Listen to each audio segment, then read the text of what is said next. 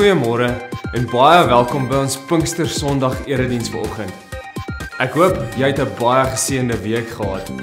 Ons Pinksterweek was baie goed geweest en ons wil vir almal wat daarbey betrokke was baie dankie sê. Vanoggend is ook baie spesiaal want dit is Frelien se eerste keer wat sy hierso by ons preek. So moet haar nou nie nervus maak nie. Lag vir haar grappies en luister baie mooi. Daar is nie baie afkondigings nie, maar hier is 'n paar goed waarvan jy moet weet.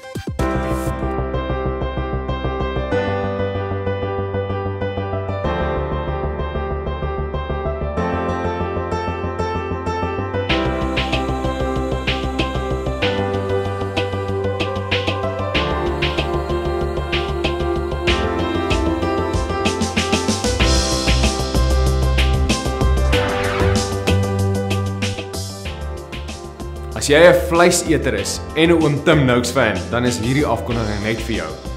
Ons het vir die volgende 2 weke, voor die winter nou sy finale greep op ons kry en dit te koud raak om te braai, 'n spesiale aanbod op ons vleis en ons biltong.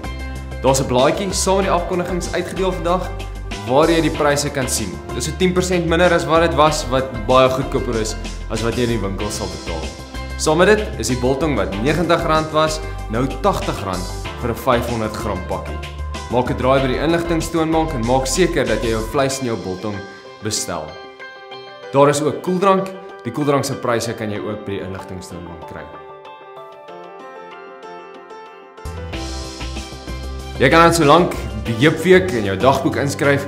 Dis die laaste week van die Junie-Julie vakansie, van die 11de tot die 15de Julie. En dis vir graad 00 tot graad 6. Ons maak ook van tieners gebruik wat ons help daardie week. Ons het die hele week 'n program vir die kinders van 8:00 die oggend tot 2:00 die middag. Ons het so 'n bietjie hulp nodig met die voorbereiding van die etes vir die kinders deur die hele dag. So as jy belangstel om te help of jy wil meer inligting hê, praat gerus met Dominee Anton of Talita. Onthou om ons gemeente se Facebook-page te join sodat jy op hoogte kan wees van wat alles hierso by ons aangaan. Baie sterkte vir die week wat kom. Daar is ook nou geleentheid vir die offergawes.